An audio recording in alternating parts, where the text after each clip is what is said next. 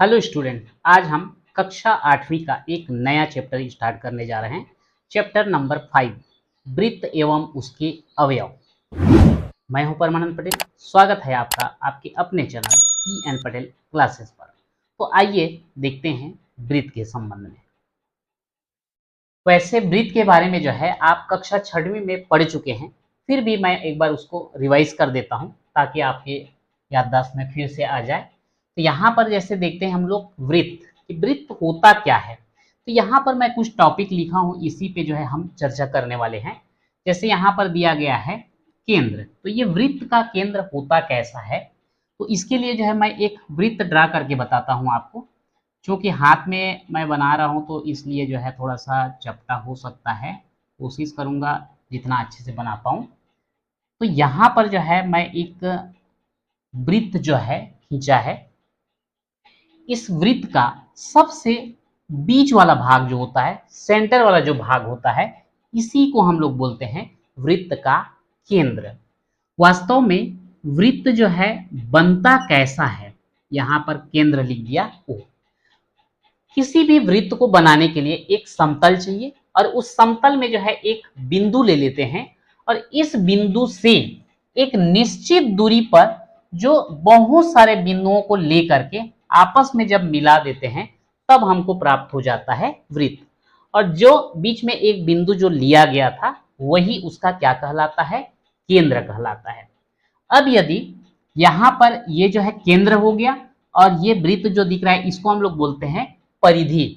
तो अगर हम ये केंद्र और परिधि में कोई भी एक बिंदु ले लें, मान लेते हैं यहाँ पर बिंदु ए ले लेते हैं और इसको केंद्र से उस परिधि के बिंदु तक मिला दिया जाता है, तो ये कहलाता है आपका त्रिज्या। जैसे यहाँ पर मैं लिख दिया त्रिज्या ओ ए। और ये जो है परिधि में हम कोई भी बिंदु ले सकते हैं। जैसे हम केवल बिंदु ए लिए हैं, जरूरी नहीं है। इधर मैं और एक दूसरा बिंदु ले लेता हूं, मान लो ले लिया बी, मान लो इधर ले लिया बिंदु सी। तो यहाँ पर ओ ए, ओ बी, ओ सी, ये सभी के सभी जो है क्या कहलाएंगे, त्रिज्या कहलाएंगे। और ये भी ध्यान रखना कि ये सभी त्रिज्या आपस में कैसे हो जाएंगे, बराबर। यानी कि वृत्त में जितने भी त्रिज्या खींचा जाए सभी की लंबाई आपस में कैसा हो जाता है, बराबर होता है। तो यहाँ पर ध्यान रखना है कि वृत्त के परिधि में स्थित किसी बिंदु को अगर केंद्र से मिला दिया जाता है तो वो कहलाता है त्रिज्या। और एक वृत्त में जितने भी त्रिज्या हम खींचते हैं सभी जो है आपस में बराबर होते हैं। अब यहां पर हम लोग लेते हैं जीवा। ये जीवा होता क्या है, मान लेते हैं जैसे वृत्त में जो है वृत्त के परिधि में हम दो बिंदु ले लिए। यहां पर दो बिंदु ले लेते हैं, एक ले लेता हूं डी और एक ले लेता हूं ई। तो यहां पर ये बिंदु डी और बिंदु ई दोनों जो है वृत्त के परिधि में स्थित हैं और इन दोनों को जो है मिलाया गया है। तो ये डी ई हमारे लिए क्या बन जाता है, ये कहलाता है जीवा। तो इस प्रकार से इसमें हम जितना चाहें उतना जीवा जो है खींच सकते हैं। जैसे यहाँ पर डी ई जो है एक जीवा हो गया, तो यहाँ पर मैं लिख देता हूं इसको एफ जी। ये एफ जी ये भी क्या कहलाएगा, ये भी जीवा कहलाएगा। तो इस प्रकार से वृत्त में जो है बहुत सारे जीवा हम खींच सकते हैं, लेकिन सभी जीवा की लंबाई अलग अलग हो सकती है। हो सकता है कोई दो जीवा बराबर भी हो जाए, पर जनरली जो है ऐसा हम देखते हैं तो कोई सा छोटा होता है, कोई सा बड़ा होता है।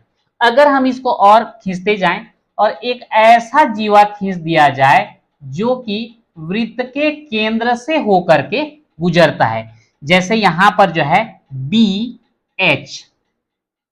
अब यहां पर ओ बी को हम लोग क्या बोल रहे थे, त्रिज्या। ओ एच भी क्या कहलाएगा, वो भी त्रिज्या। लेकिन अगर हम बी एच की बात करें तो ये बी एच जो है एक जीवा कहलाएगा। क्या कहलाएगा और कैसा जीवा है, इधर और जीवा खींचते हैं या इधर पहले जो जीवा खींचे हैं उन सभी से जो है बड़ा दिख रहा है यहाँ पर बी एच जीवा। यहां पर मैं लिख देता हूं सबसे बड़ी जीवा है ये। और वृत्त में जो सबसे बड़ी जीवा होती है उसी को हम लोग क्या बोलते हैं, उसको हम बोलते हैं व्यास।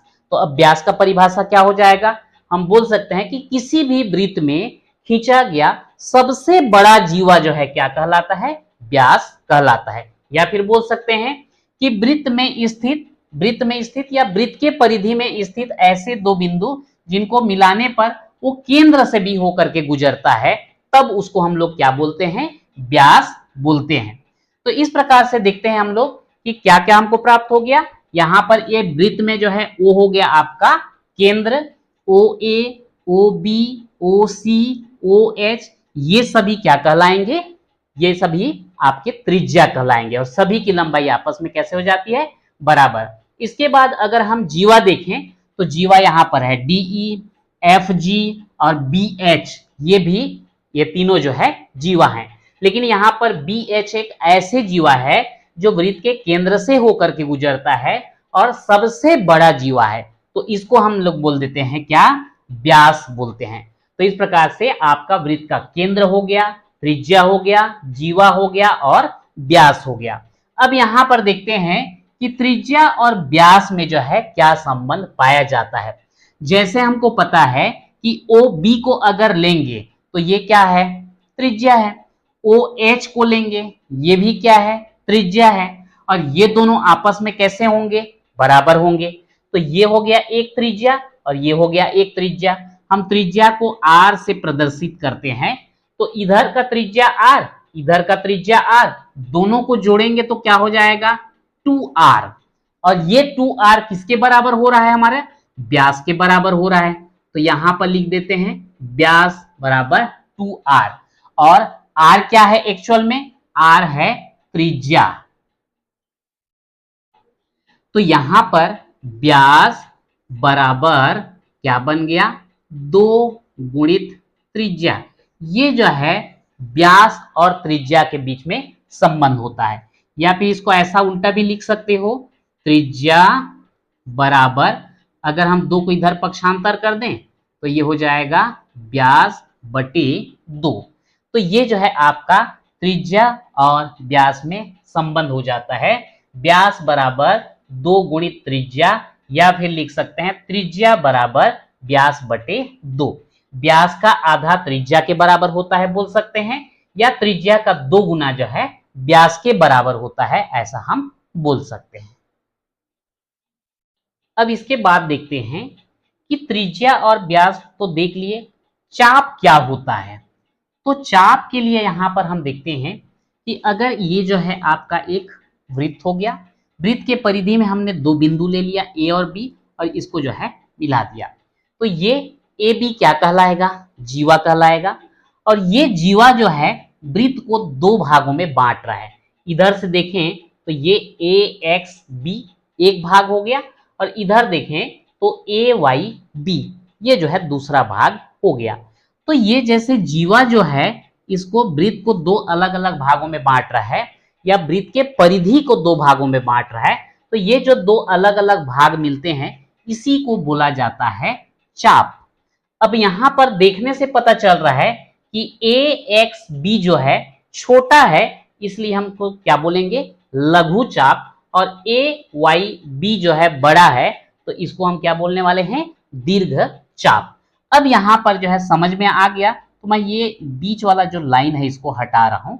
अब इसके बाद देखते हैं, तो यहां पर भी अगर हम देखें अब, ठीक है, तो यहां पर देखते हैं कि ये ए एक्स बी, तो इसको हम कैसे लिखेंगे, इसको आप लिख सकते हो चाप ए एक्स बी, या फिर और क्या लिखोगे,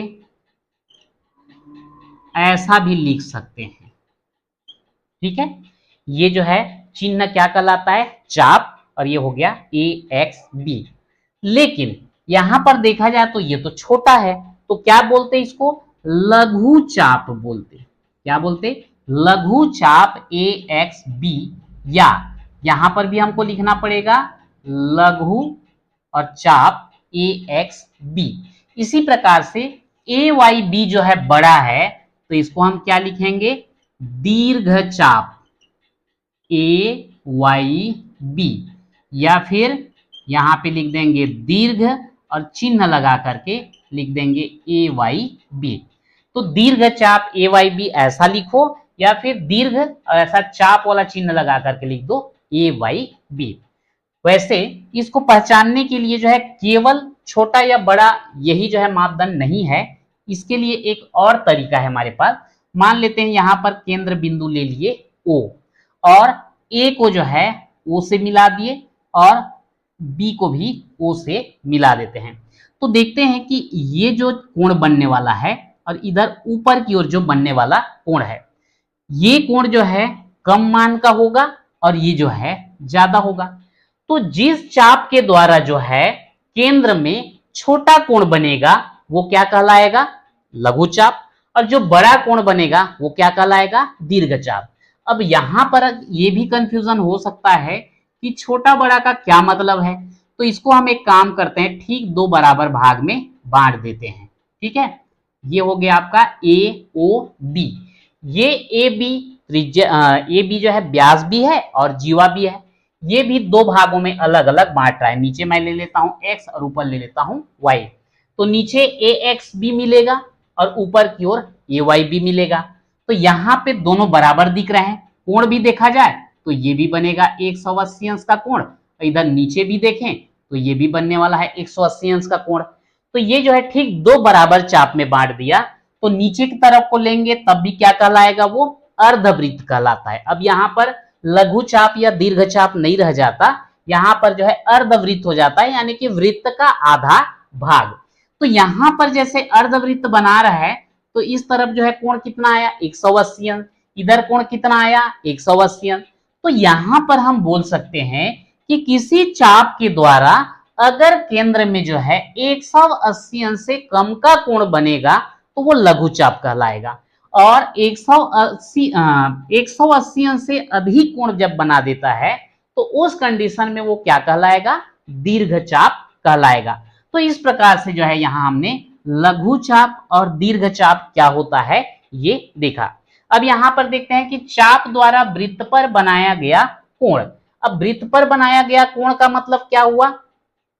वृत्त के कौन से भाग की बात कर रहे हैं? तो मैं यहीं पर जो है इसी में थोड़ा सा इसको अपडेट कर देता हूं।